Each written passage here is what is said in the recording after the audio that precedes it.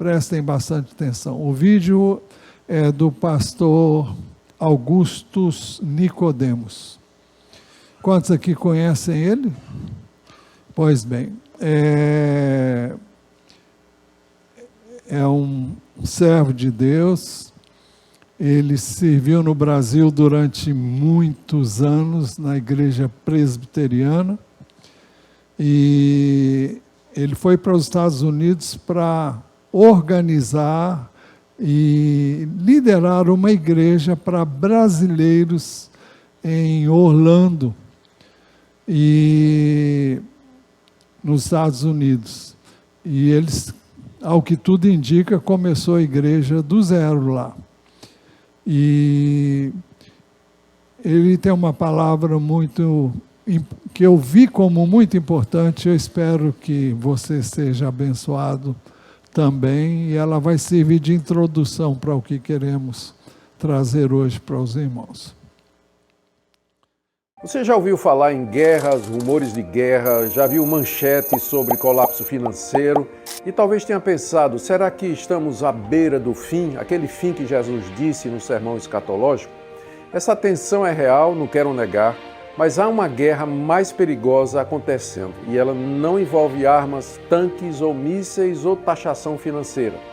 Essa guerra é invisível e está sendo travada dentro de você. E ela já começou e a maioria dos cristãos sequer percebeu. E se esse vídeo fizer sentido para você, envie para outros irmãos. Eles também estão enfrentando essa guerra agora sem perceber. Talvez Deus use você para despertá-los, para que eles possam perceber o perigo em que se encontram e o momento que nós estamos vivendo. Em outras palavras, a guerra invisível já começou. Você já sentiu como se o mundo estivesse à beira do colapso? Com tantas notícias, com tantas informações a respeito de catástrofes em todo lugar?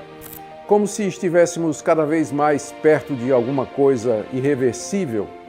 As pessoas estão falando sobre guerra o tempo todo, sobre colapsos econômicos, sobre crise política, polarização, censura, ditaduras disfarçadas. É como se tudo estivesse prestes a explodir.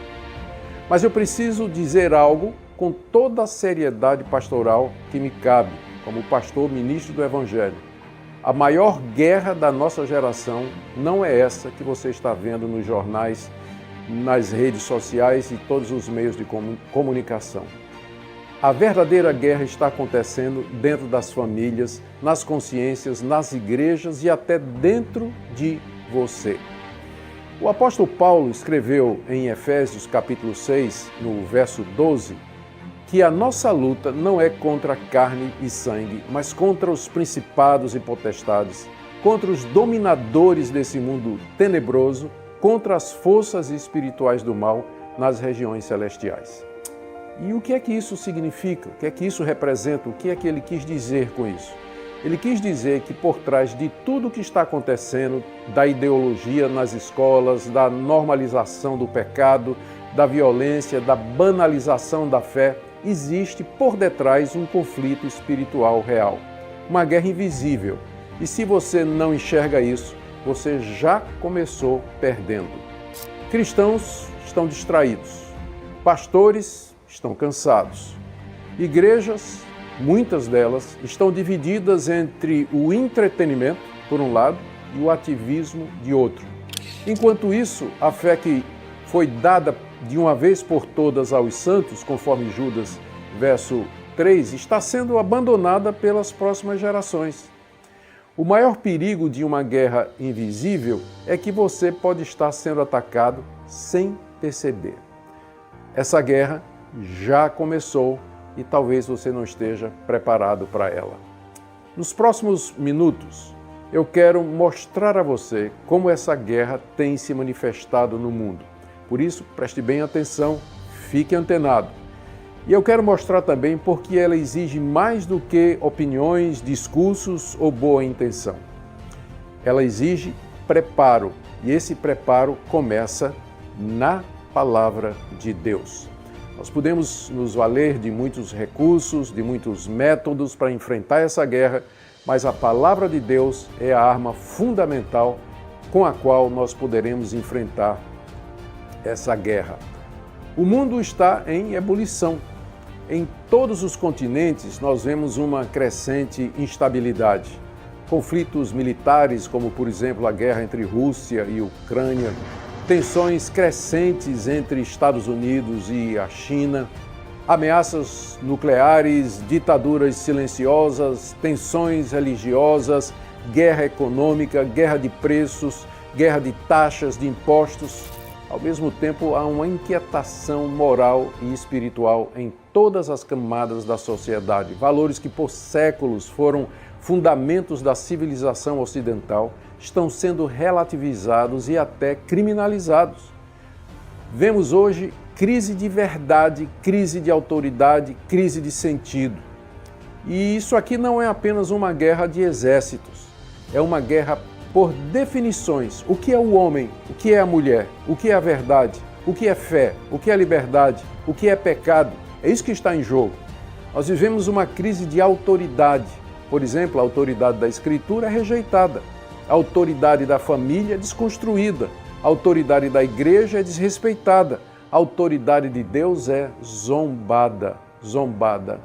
Aqui em Mateus capítulo 24, o Senhor Jesus nos disse com muita clareza essa frase tão conhecida: vocês ouvirão falar de guerras e rumores de guerra, haverá fomes, terremotos, muitos falsos profetas surgirão, enganarão a muitos, e por se multiplicar a iniquidade, o amor de muitos esfriará.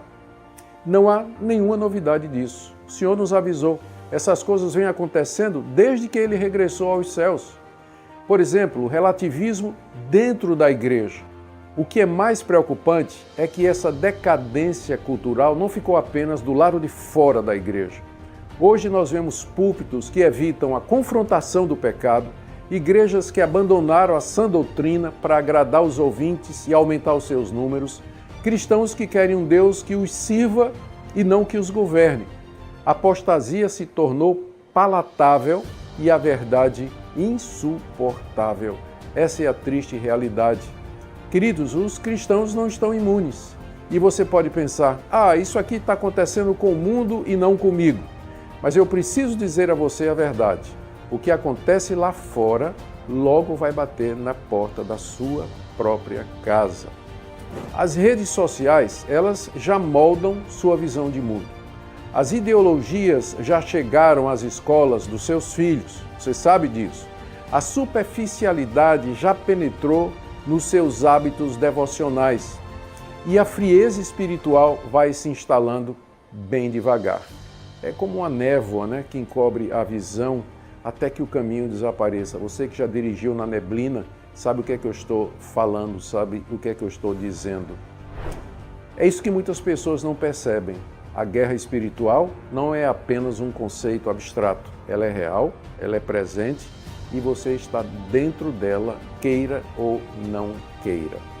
Preste atenção, nos próximos minutos eu quero lhe mostrar o que é que a Bíblia ensina sobre essa guerra invisível e o que acontece com aqueles que tentam enfrentá-la desarmados, despreparados, sem condições realmente de enfrentar o inimigo formidável que nós temos diante de nós. A verdadeira guerra, ela é espiritual.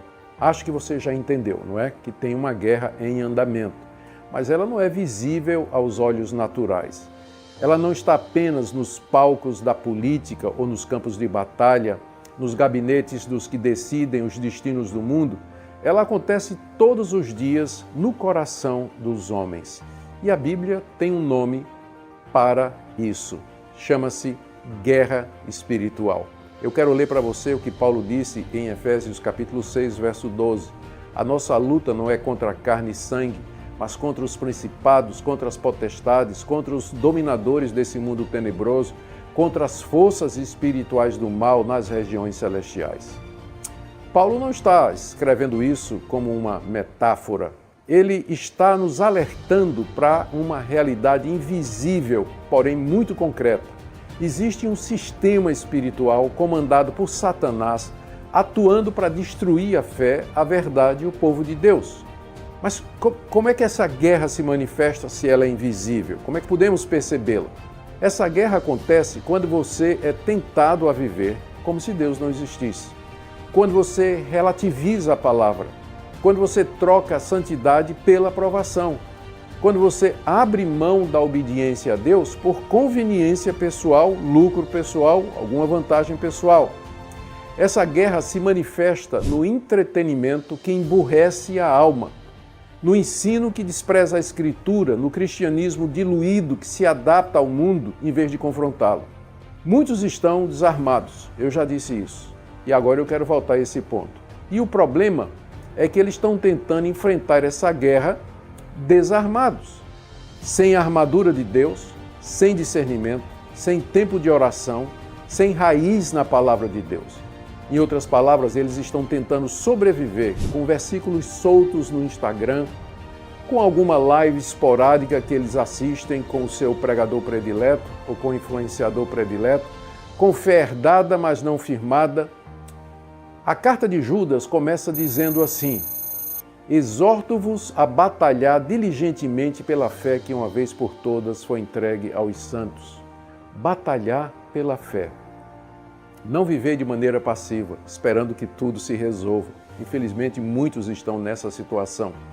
Essa fé que Deus nos deu, ela será preservada nunca automaticamente, porque ela precisa ser defendida, protegida, fortalecida, como Judas nos diz no início da sua carta.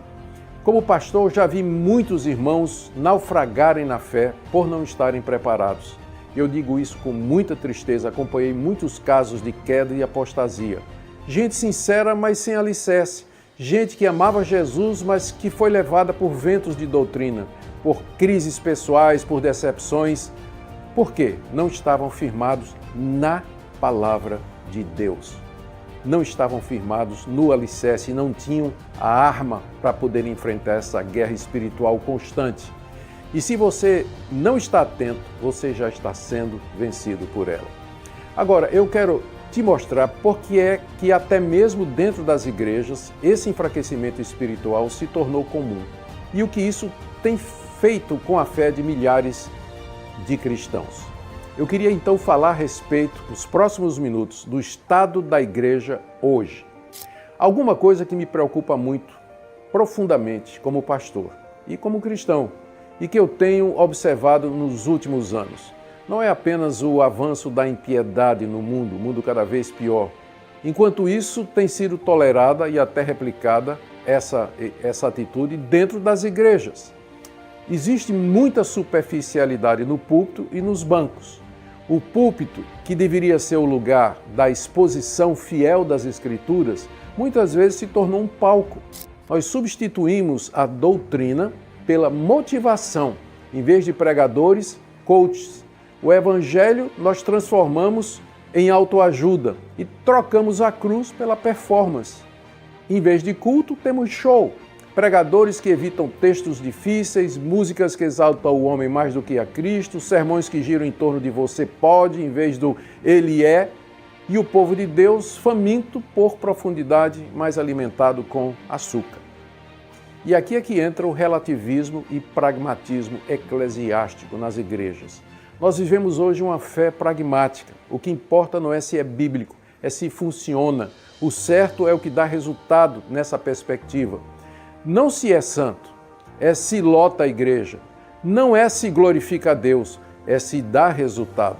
Esse tipo de mentalidade está envenenando a igreja. Está formando cristãos utilitaristas que servem a Deus quando tudo vai bem, mas que abandonam a fé diante da primeira provação, diante da primeira perseguição. É o falso evangelho da conveniência. O falso evangelho que tem se espalhado como uma praga, que promete bênçãos sem arrependimento, prosperidade sem renúncia, uma cruz sem peso e um Cristo sem senhorio. Mas esse não é o evangelho dos apóstolos, esse não é o evangelho de Cristo, esse não é o evangelho que salva, esse não é o evangelho bíblico que nos foi deixado nas Escrituras. A verdade é que os cristãos estão sem raízes. O que é que acontece? Multidões dizem seguir a Jesus, igrejas lotadas, mas não conhecem seus mandamentos, não suportam ouvir sobre pecado, não têm prazer na oração, não suportam doutrina sólida. É a geração do meu Jesus, moldada à imagem dos próprios desejos, que ignora a soberania de Deus, rejeita a disciplina e confunde liberdade com rebeldia. Que tristeza para nós! Eu tenho andado por muitas igrejas ao longo da minha vida ministerial. No Brasil, nos Estados Unidos, na Europa, na África. Já preguei em comunidades pequenas e em grandes catedrais, para multidões até. E o que mais me entristece é ver que em muitos lugares a escritura, a exposição bíblica já não está mais no centro. Ela está lá, aberta nos púlpitos, mas ela não é mais a autoridade final. Ela é lida, mas não é obedecida. Ela é pesquisada, mas ela não é seguida. E não é à toa, portanto, que tantos estão desanimados, estão fracos, espiritualmente doentes. Por quê? O que tem sido pregado não cura, o que tem sido cantado não santifica e o que tem sido ensinado não transforma. E é por isso que, a partir de agora, eu quero levar você a refletir sobre uma pergunta que talvez você evite já há algum tempo. A pergunta é essa: você está espiritualmente preparado? Você está espiritualmente preparado? Essa é a pergunta que ninguém quer fazer e muito menos responder. Veja, até aqui, nesse vídeo, eu falei a respeito do mundo, sobre os sinais, sobre a igreja, mas agora eu quero falar com você. Se tudo isso for verdade, se nós estamos vivendo mesmo uma guerra espiritual, se estamos sendo enfraquecidos pela superficialidade, pela distração, pela mentira, então me responda com sinceridade essas perguntas existenciais e espirituais. Vamos lá. Você está espiritualmente preparado? Preparado para discernir entre a verdade e o erro? Para enfrentar sofrimento sem desmoronar na fé? Para resistir quando todos ao seu redor estiverem cedendo? Outra pergunta: você conseguiria se sustentar espiritualmente se em meio à perseguição sua igreja fechasse? Se você não tivesse mais pregações prontas, reels devocionais, frases motivacionais no Instagram? Eu quero refletir com você sobre isso, sobre fé autônoma e madura. A fé madura, ela não depende do ambiente. Ela se mantém firme em tempos de escassez, solidão ou perseguição, mas ela só se desenvolve quando é alimentada pela Escritura, pela oração, pela comunhão real com Cristo. Eu quero aqui lembrar o que Jesus disse a respeito do homem prudente. Presta atenção. Ele disse: todo aquele que ouve estas minhas palavras e as pratica, será comparado a um homem prudente que edificou a sua casa sobre a rocha. Isso aí está no finalzinho do Sermão da Montanha, em Mateus capítulo 7. A tempestade veio, a enchente subiu, mas a casa ficou de pé, porque ela estava sobre a rocha. Sobre a rocha. Seu fundamento era sólido, era a palavra de Deus, a obediência, é a comunhão viva com o Senhor Jesus. Agora eu quero fazer uma exortação para você. Talvez você vá à igreja todo domingo, talvez você até ore antes das refeições, mas no fundo você sabe que sua fé é rasa, que você depende de terceiros para interpretar a Bíblia, que você não tem constância na palavra de Deus, nem convicção firme no que você crê. Se você olhar para dentro de você e fizer uma análise sincera, você vai ver que essas coisas são verdade. Mas eu não estou dizendo isso para envergonhar você, nem para te alertar, a não ser para avisar você que, se Deus quiser e se Deus lhe despertar, ainda há tempo. Ainda dá tempo de voltar para a base, de firmar os pés na rocha, de preparar, não com medo, mas com convicção para essa batalha na qual você está envolvido. E agora eu quero lhe mostrar por onde começar, como resistir com firmeza, como se blindar espiritualmente com a única arma que nunca falha, que é a palavra de Deus. nós somos chamados para resistir com firmeza nessa guerra espiritual na qual nós estamos totalmente envolvidos.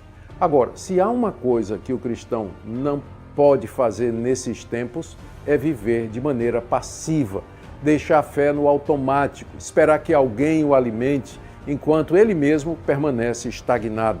Essa é a pior atitude e a pior estratégia. Resistir espiritualmente não significa sentir coisas profundas. Tem muita gente buscando isso, não é? Experiências, mas significa estar alicerçado na verdade. A fé bíblica não é alimentada por sensações, mas por convicções. Como Paulo diz lá em Romanos 12, não vos conformeis com esse século, mas transformai-vos pela renovação da vossa mente. A resistência começa aqui, na mente. A mente só é renovada pela palavra de Deus. Não há outra maneira dessa renovação existir que não seja pela Escritura, a revelação final de Deus. Efésios 6 nos mostra como resistir. Paulo diz, revesti-vos de toda a armadura de Deus para que possais resistir no dia mau. Você quer resistir? Então vista-se da verdade, proteja-se com a justiça, avance com os pés firmes no Evangelho da paz, erga o escudo da fé e ponha o capacete da salvação. E, sobretudo, não esqueça a única arma ofensiva na armadura, use a espada do Espírito, que é a palavra de Deus. A resistência não é heróica, ela é obediente. Resistir não é ser um herói, é ser obediente, é continuar crendo, mesmo quando o mundo zomba e quando tudo dá errado. É continuar lendo, mesmo quando não sente nada. Continuar orando, mesmo quando não vê respostas. A fé verdadeira não precisa de aplausos, ela precisa de raiz. E a fé vem pelo ouvir a palavra de Deus. Agora eu quero fazer uma referência histórica. A igreja perseguida, ela resistiu pela palavra. A igreja não sobreviveu aos séculos por causa de estruturas, poder político ou dinheiro. Ela sobreviveu porque sempre teve um povo escondido na palavra. Na prisão, no deserto, nas catacumbas, na clandestinidade, o que manteve a fé viva foi o texto sagrado, através dos 2000 anos de história da igreja. A Bíblia, doutrina pura, verdade revelada. É nela que a igreja encontrou seu apoio e encorajamento. A minha pergunta agora é, você está resistindo assim? Ou tem vivido de forma vulnerável, confusa, exposta às mentiras do nosso tempo? Como você tem vivido? Se você quer resistir com firmeza, precisa se preparar de verdade. Você precisa de direção, precisa de profundidade e de constância. E não dá mais para viver no piloto automático, não mais nos nossos dias. Não dá mais para a gente viver à margem da palavra de Deus. Estamos vendo aí o caos que isso significa. Para permanecermos firmes no Senhor, dia após dia, nós precisamos nos tornar como soldados preparados para o combate, que não apenas conhecem a verdade, mas que vivem prontos para permanecer nessa verdade. Bem, nem precisava pregar, né? Mas vamos para o aspecto prático. Eu quero compartilhar com os irmãos Provérbios 2, 1 a 11, que não é novo para vocês. E o verso 5 no capítulo 2 diz assim: então você entenderá o temor do Senhor e achará o conhecimento de Deus. O que vamos falar aqui está relacionado com o que foi falado tanto aqui, que é a palavra de Deus. O texto que eu li agora diz assim: então você entenderá o temor do Senhor e achará o conhecimento de Deus. O temor do Senhor e o conhecimento de Deus estão intimamente relacionados. Temor do Senhor é o resultado do conhecimento de Deus. Você não pode temer a Deus a menos que você o conheça. Quem é que você respeita? Quem é a palavra que você considera? É de quem você conhece, é de quem você ama, a quem você se submete. E não há temor do Senhor se você não conhecer o Senhor. Você não pode então entender o que é temer a Deus. Eu creio que intelectualmente todos nós entendemos o que é temer a Deus, a menos que você o conheça. Então, o que é temer o Senhor? Provérbios 1,7 diz: o temor do Senhor é o princípio do saber, mas os insensatos desprezam a sabedoria e o ensino. Deixa eu estar atento aqui no horário. Provérbios 9, 10 e 11 diz assim: o temor do Senhor é o princípio da sabedoria, conhecer o santo é ter entendimento. Porque por mim se multiplicarão os seus dias e aumentarão os anos de sua vida. Provérbios 8, 13 diz assim: o temor do Senhor consiste em odiar o mal. Eu odeio a soberba, a arrogância, o mau caminho e a boca que fala coisas perversas. É o que o Senhor diz aqui. E o texto, no verso 5, Provérbios 2, 5, diz assim: então você entenderá o temor do Senhor e achará o conhecimento de Deus. Por que você deve achar o conhecimento de Deus? Porque o conhecimento de Deus levará você a temer o Senhor e a obediência. Eu repito, você não pode obedecer a quem você não conhece, a quem você não teme. Não é sem razão que as Escrituras mostram que este é o propósito de Deus para nós. Por quê? Vamos ver o que diz Oséias. Eu creio que está tudo sendo colocado aí. Oséias 4, 6a. O meu povo está sendo destruído, pois lhe falta conhecimento. Ligue isso com o que foi falado aqui anteriormente. O meu povo está sendo destruído porque lhe falta conhecimento. Conhecimento de quem? Da palavra e do Senhor, que é a palavra. Oséias 6:3, 6:5, a primeira parte diz assim: conheçamos e prossigamos em conhecer o Senhor. E o restante do texto diz: como o amanhecer, a sua vinda é certa. Ele descerá sobre nós como a chuva fora de época que rega a terra. Conheçamos e prossigamos em conhecer o Senhor. Não é conhecer um pouco, não é conhecer de vez em quando, é prosseguir no conhecimento de Deus. Eu e você podemos viver a vida inteira e não vamos conhecer o Senhor como Ele realmente é. Até porque a nossa mente é muito curta. Eu estou referindo à minha e à sua. Porque nós somos seres humanos e Deus é Deus. É o Criador do universo. E nós não temos capacidade de conhecer tudo que diz respeito a Deus, mas aquilo que Ele quer que eu e você saibamos, Ele revelou na sua palavra.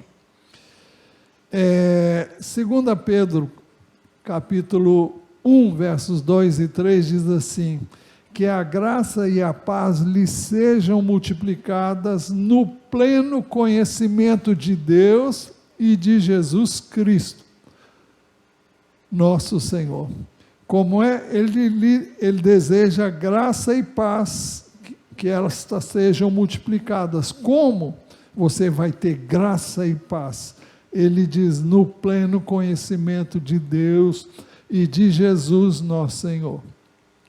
O verso 3 diz: pelo poder de Deus, nos foram concedidas todas as coisas que conduzem à vida e à piedade. Piedade é uma vida devotada a Deus. Agora, como você vai conhecer o poder que está à sua disposição, à minha, à nossa disposição? Ele diz, pelo pleno conhecimento daquele que nos chamou para a sua própria glória e virtude. Você não pode usufruir de uma vida abundante e frutífera a menos que você conheça o que Deus tem preparado, como nós vimos na hora da entrega dos dízimos, para aqueles que o amam. Então, o texto diz, pelo poder de Deus nos foram concedidas todas as coisas que conduzem à vida e à piedade, a uma vida devotada a Deus. E ele explica, pelo pleno conhecimento daquele que nos chamou para a sua própria glória e virtude. Não é conhecer um pouco, é conhecer plenamente. Toda a plenitude que você puder obter, vai abençoar você, vai abençoar a sua vida, vai abençoar tudo que diz respeito a você e a sua família. Nós somos encorajados a conhecer a Deus através do nosso Senhor Jesus Cristo. 2 de Pedro 3,18b. Pelo contrário, cresçam na graça e no conhecimento de nosso Senhor e Salvador Jesus Cristo. A Ele seja a glória, tanto agora como no dia eterno. Cresçam na graça e no conhecimento de nosso Senhor Jesus Cristo. Por que nós precisamos conhecer Jesus? Eu não estou falando de ter um encontro com Ele para a salvação e o novo nascimento. Eu estou falando de um crescimento no conhecimento dEle.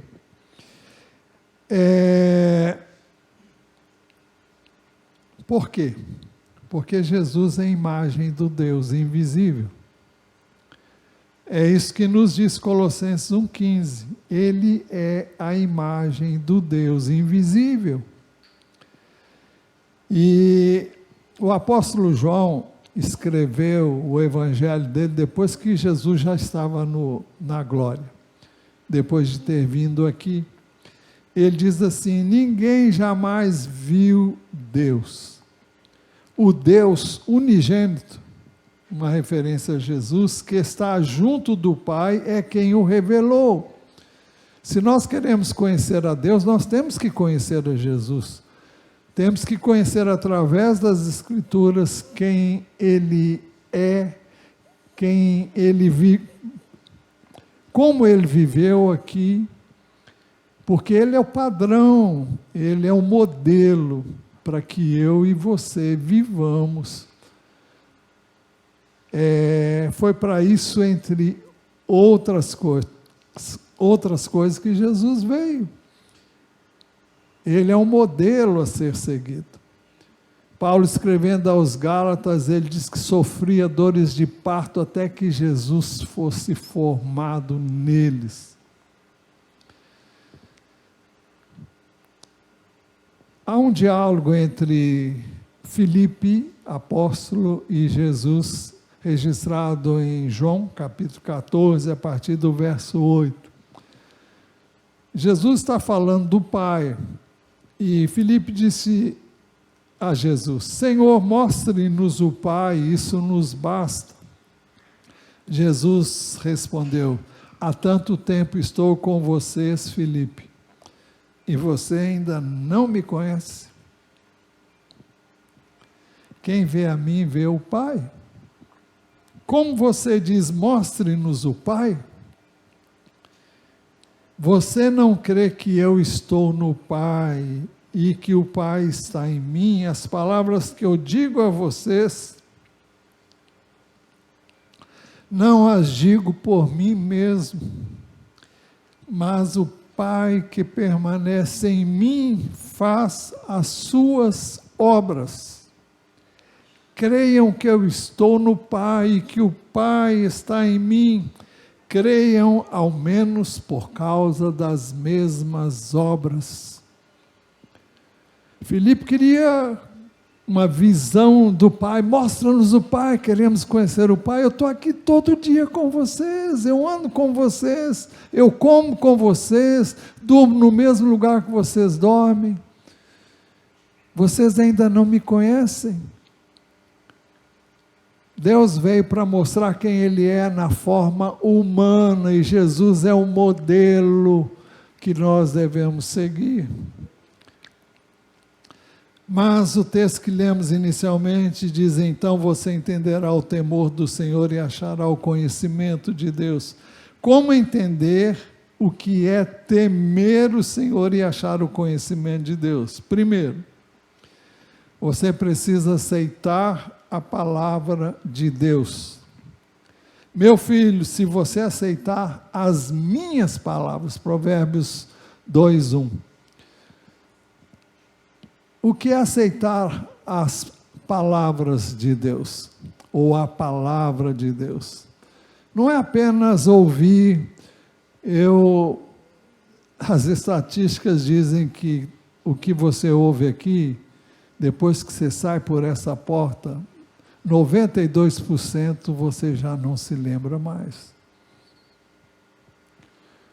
Isso é meio desanimador. Mas é por isso que queremos insistir no que estamos falando aqui. Estamos falando sobretudo de um relacionamento pessoal com Deus. Você vem aqui, você ouve a palavra de Deus, mas isso não é o suficiente.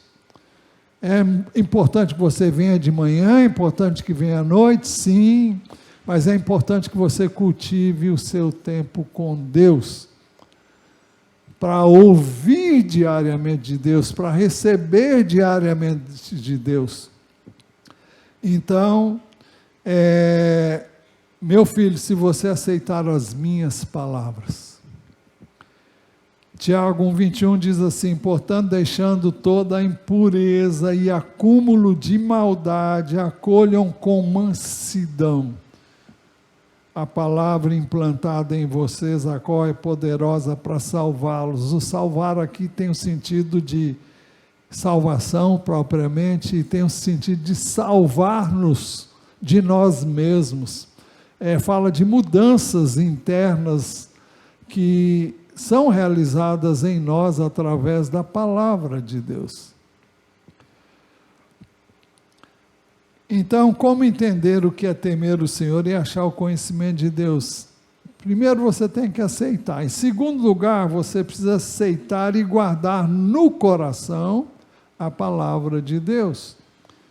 Meu filho, se você aceitar as minhas palavras e guardar no seu coração os meus mandamentos.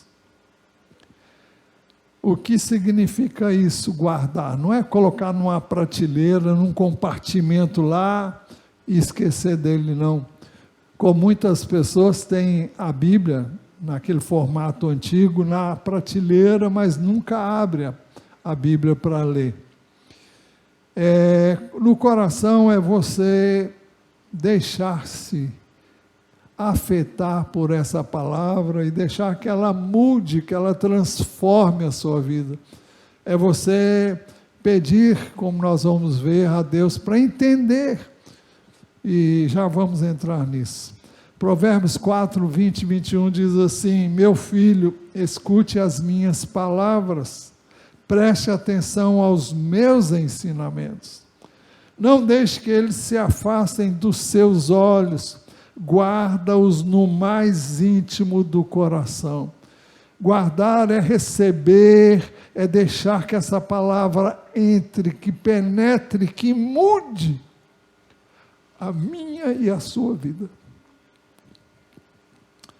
O Salmo 119, verso 11, diz assim: guardo a tua palavra no meu coração para não pecar contra ti.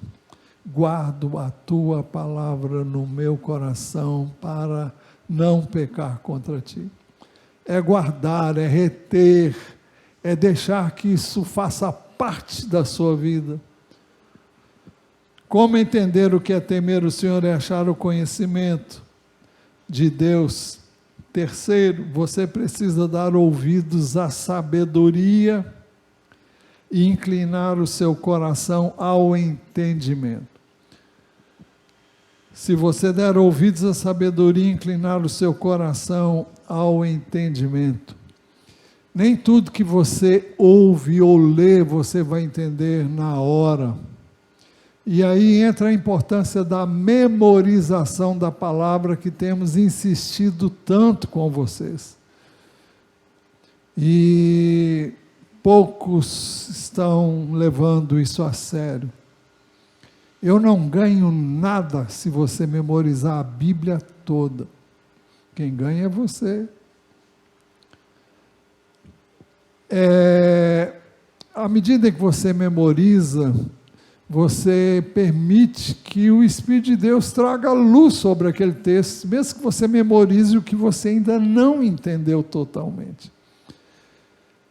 É por isso que você deve ler, deve ouvir, deve estudar, deve memorizar e meditar na palavra de Deus. Então você não pode meditar naquilo que você não leu, não ouviu, não estudou. Então, à medida em que você se expõe à palavra e medita na palavra, e Deus pode trazer o entendimento. Não quer dizer que você o tenha instantaneamente, mas se você quer entender, você vai entender. Apocalipse 2:11, melhor dizendo, diz assim: quem tem ouvidos para ouvir, ouça o que o Espírito diz às igrejas. Não é todo mundo que vai ouvir, mas quem tem ouvidos para ouvir, vai ouvir. Deus está pronto a se revelar, mas é preciso que nossos ouvidos estejam abertos para Ele ouvir, para você ouvir.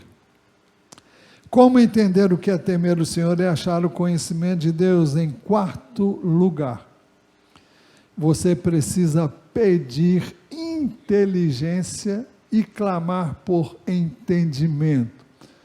Não se trata de inteligência física ou intelectual. Eu não estou menosprezando essa inteligência, mas estamos falando de um entendimento espiritual. Quando Deus criou o homem, ele podia ter comido da árvore da vida. Mas ele escolheu a árvore do conhecimento do bem e do mal. É um conhecimento puramente intelectual, humano, mas não é o conhecimento de Deus.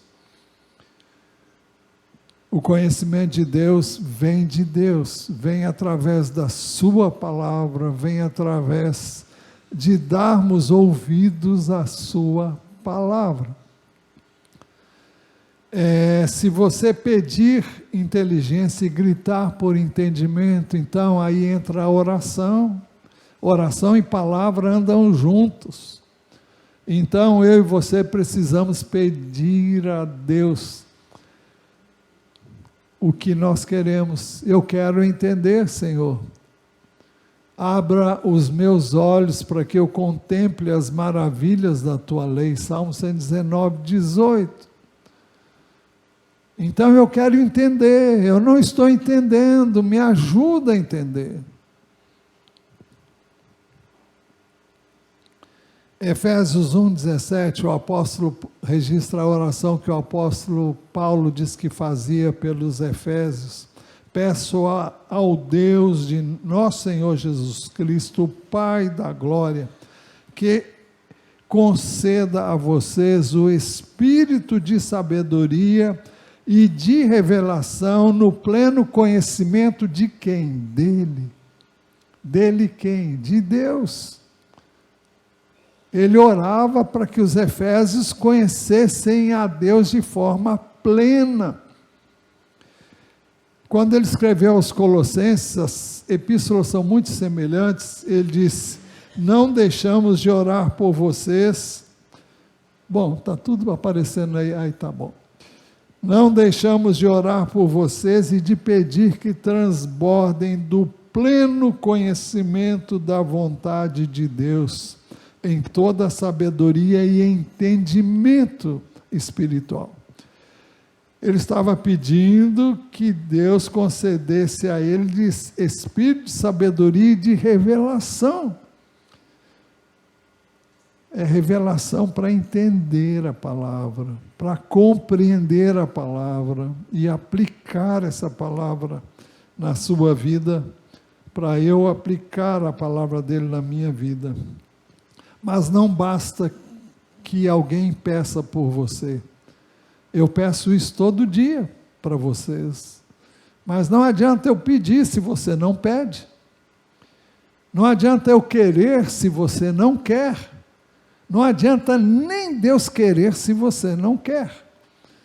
Deus não vai dar algo que você não tenha pedido. Pela oração do Pai Nosso, aquela que Jesus nos ensinou, nós ficamos sabendo que Deus age aqui na terra quando eu peço. Se eu não oro, Ele não faz. Porque Ele não faz se eu não pedir. Ele quer que eu peça. Os céus são os céus do Senhor, mas a terra deu a Ele aos filhos dos homens. Salmo 115, 16, se não estou errado. Então, o Senhor colocou-nos aqui e para que Ele venha, por isso nós oramos: venha o teu reino, seja feita a tua vontade.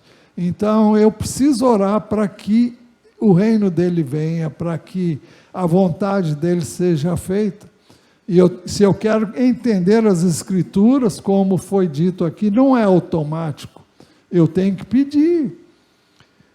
Então eu tenho que ler a palavra e tenho que pedir entendimento.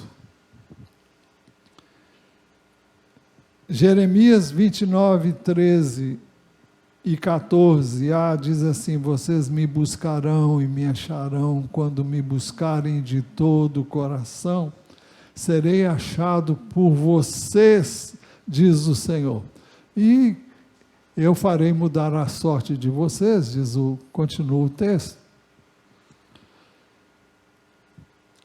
Como entender o que é temer o Senhor e achar o conhecimento de Deus? Em quinto lugar, você precisa buscar a sabedoria como o bem mais precioso. O verso 4 do capítulo 2 de Provérbios diz assim: se buscar a sabedoria como a prata e a procurar como se procuram tesouros escondidos. Então, é realmente procurar querendo encontrar. É realmente desejar e expressar esse desejo a Deus. Eu quero entender, eu quero compreender.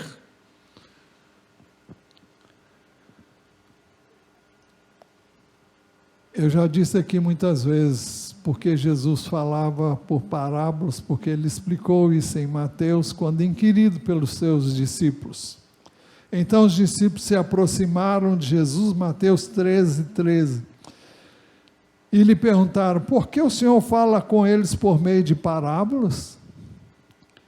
Ao que Jesus respondeu: porque a vocês é dado conhecer os mistérios do reino dos céus, mas àqueles isso não é concedido.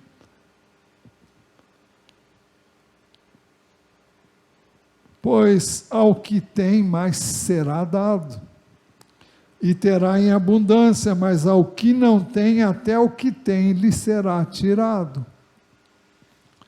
Por isso falo com eles por meio de parábolas, porque vendo não veem. Parece estranho, né? Se ele quer que todos saibam, por que eles não veem? Ele fala de forma, através de parábolas, exatamente para que ninguém entenda, a não ser quem está a fim de entender. Você vai ver. Ouvindo vocês ouvirão e de modo assim nele se... 13. De fato, por isso falo com eles por meio de parábolas, porque vendo não veem, e ouvindo não ouvem nem entendem. Assim nele se cumpre a profecia de Isaías: ouvindo vocês ouvirão e de modo nenhum entenderão. Vendo vocês verão e de modo nenhum perceberão.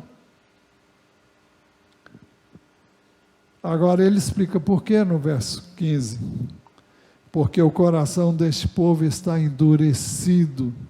Ouviram com os ouvidos tapados e fecharam os olhos para não acontecer que vejam com os olhos, ouçam com os ouvidos, entendam com o coração, se convertam e sejam por mim curados. Jesus se debruçou sobre Jerusalém, de Jerusalém, Jerusalém, que mata os profetas e apedreja os que te são enviados. Quantas vezes eu quis ajuntar vocês como a galinha junto os seus pintinhos e vocês não quiseram. Mas Jesus disse acerca dos seus discípulos: bem-aventurados, porém, são os olhos de vocês porque veem, e bem-aventurados os ouvidos de vocês porque ouvem.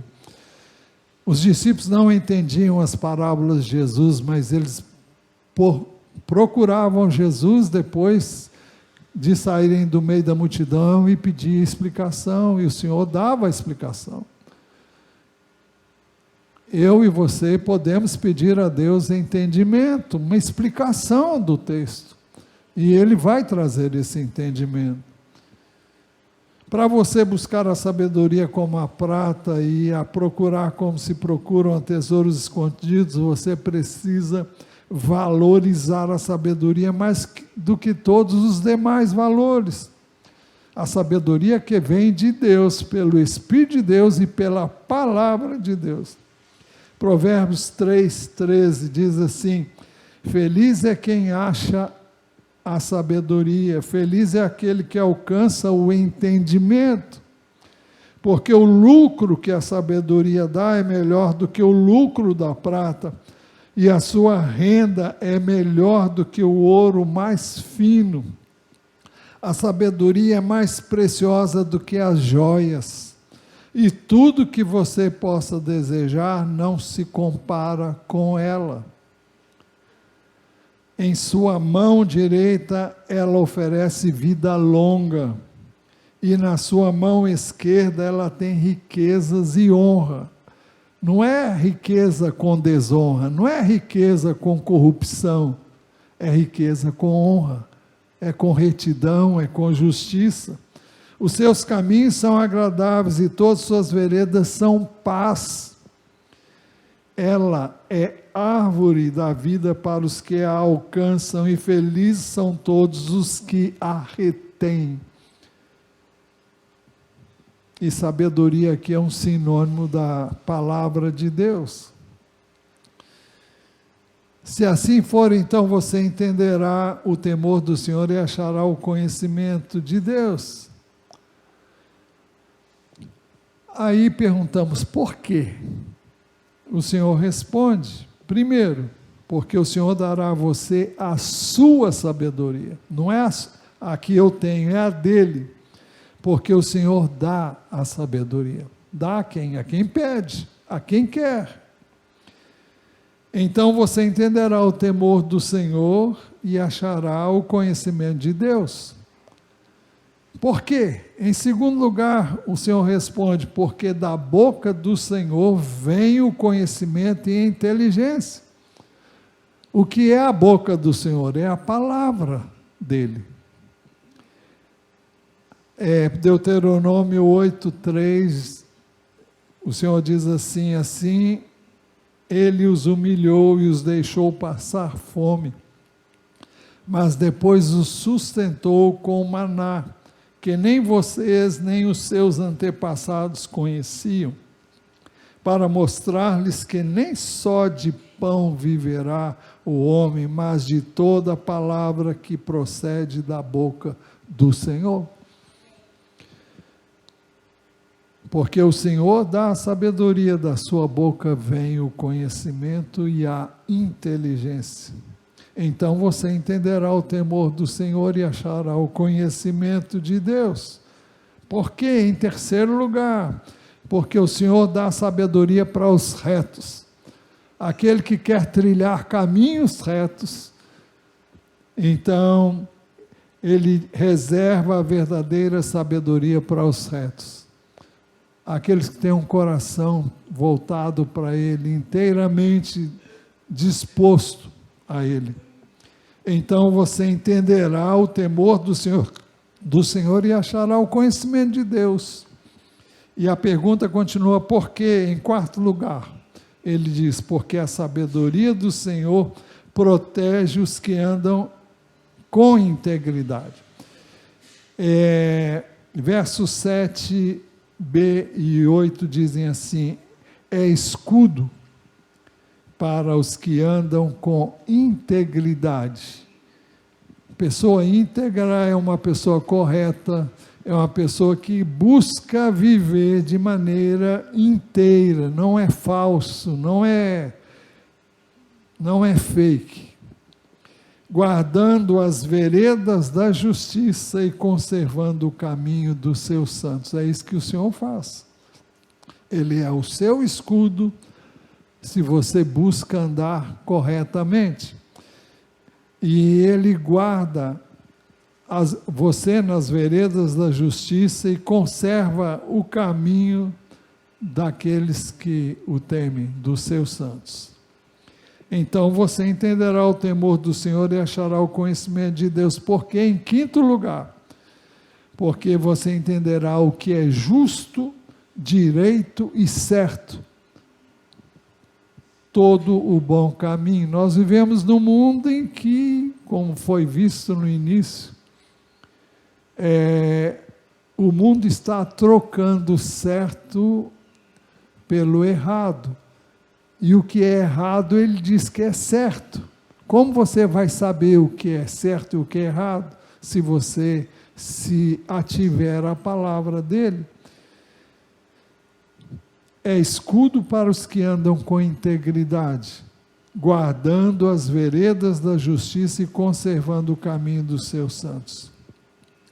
Então você entenderá o temor do Senhor e achará o conhecimento de Deus. Por quê? Eu já tinha chegado lá. Porque você entenderá o que é justo, direito e certo, todo bom caminho. Então o texto diz assim, então você entenderá a justiça, o juízo e a equidade, todas as boas veredas. Você vai poder discernir o que é bom e o que é mal, o que é certo e o que é errado, não à luz do que o mundo está fazendo, mas à luz do que a palavra de Deus diz. Então você entenderá o temor do Senhor e achará o conhecimento de Deus. Por quê? O texto ainda responde, porque a sabedoria de Deus entrará no seu coração. Se você seguir aqueles passos, aceitar a palavra, guardar no coração, gritar por sabedoria e por entendimento, e buscar isso como quem busca a prata e há um tesouro escondido, então você entenderá. Por quê? Em sétimo lugar, porque o conhecimento de Deus será agradável à sua alma.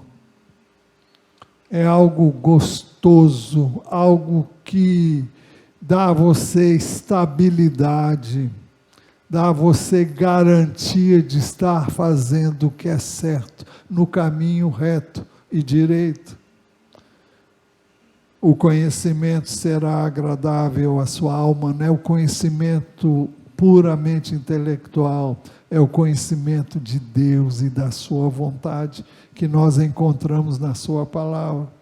Então você entenderá o temor do Senhor e achará o conhecimento de Deus. Porque, o texto ainda responde, porque o conhecimento de Deus vai ser a sua proteção.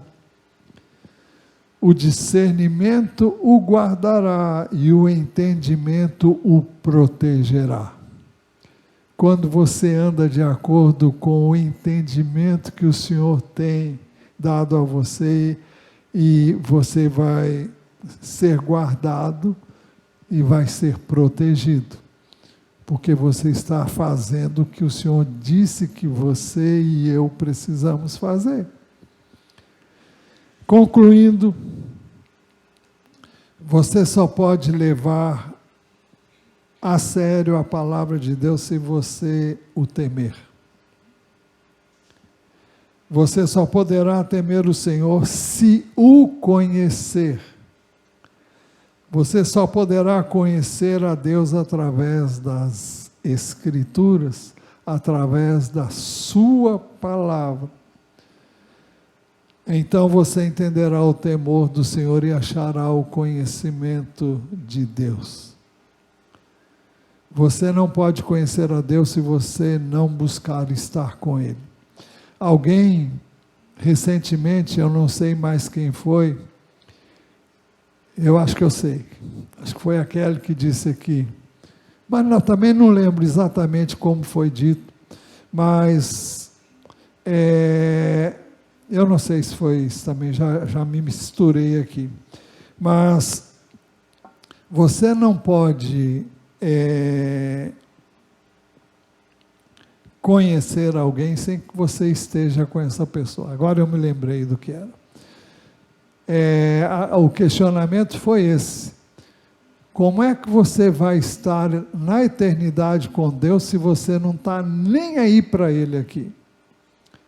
Se você não faz dele sua prioridade, a palavra dele não está nos seus planejamentos, a oração não está nos seus planejamentos, como é que você vai conhecê-lo? Para você conhecer, você tem que estar com Ele. Jesus disse que, questionado porque seus discípulos não jejuavam, Ele disse, olha, enquanto o noivo está com eles, não há razão para isso. Mas vai chegar o momento em que o noivo lhe será tirado, e naquele dia eles vão jejuar. Porque alguém jejua para estar com o Senhor, para ficar na companhia dele, com a sua palavra, para orar. Eu não estou dizendo que você vai jejuar todos os dias, seria ótimo se você fizesse, mas é uma busca, quando nós jejuamos, para estar com Ele, não é para pedir nada, é para estar com Ele, para ouvir dEle, para deixar que Ele fale, para que você possa entender a palavra dEle. Você não pode conhecer alguém sem estar com essa pessoa. Eu sempre digo aqui que casamento não é uma coisa fácil, mas você ama o seu cônjuge não porque ele é perfeito, porque ele não é perfeito. Nenhum de nós é perfeito. E você não vai encontrar aquela pessoa que você idealiza, que anseia encontrar. Ela não existe. Agora, você pode amar quem você conhece. Se a pessoa é um livro aberto para você, se ela abre o seu coração para você e você a conhece totalmente, até onde alguém pode conhecer a outra pessoa, então você vai amar porque você conhece. E você vai descobrir que você não é muito melhor do que ela, não. É diferente, mas não é a mesma pessoa. E você vai amar, porque a pessoa foi autêntica, foi sincera, foi real, transparente para você. É isso que cativa o relacionamento conjugal. A nossa relação com Deus não é diferente. Deus se mostra e se revela a quem quer conhecê-lo. Ele tem prazer em abrir-se, em mostrar-se para quem quer mas ele se fecha totalmente para quem não valoriza o que ele oferece, o que ele dá.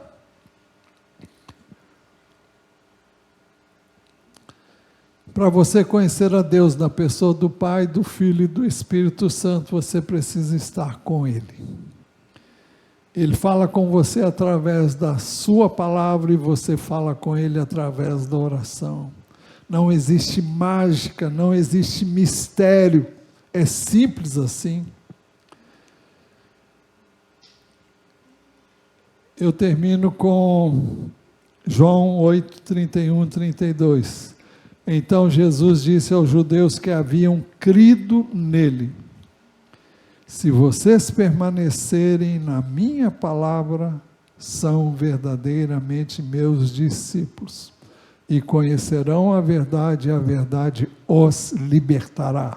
Libertará de quê? De você mesmo, dos seus pecados, dos meus pecados, um punhado de coisas que eu e você precisamos ser libertos. Não é assim, tchum, não, é pouco a pouco. Quanto mais conhecemos, a santificação é um processo. Agora, ninguém é discípulo, pode ter crido em Jesus, mas discípulo dele é só quem permanece na palavra dele. Então, você não pode permanecer na palavra de Deus a menos que a conheça. Conhecer a Deus é conhecer a palavra, conhecer a Deus o levará a temer a Deus, conhecer a Deus o levará a amá-lo cada vez mais, você o amará, o honrará, o respeitará e o obedecerá.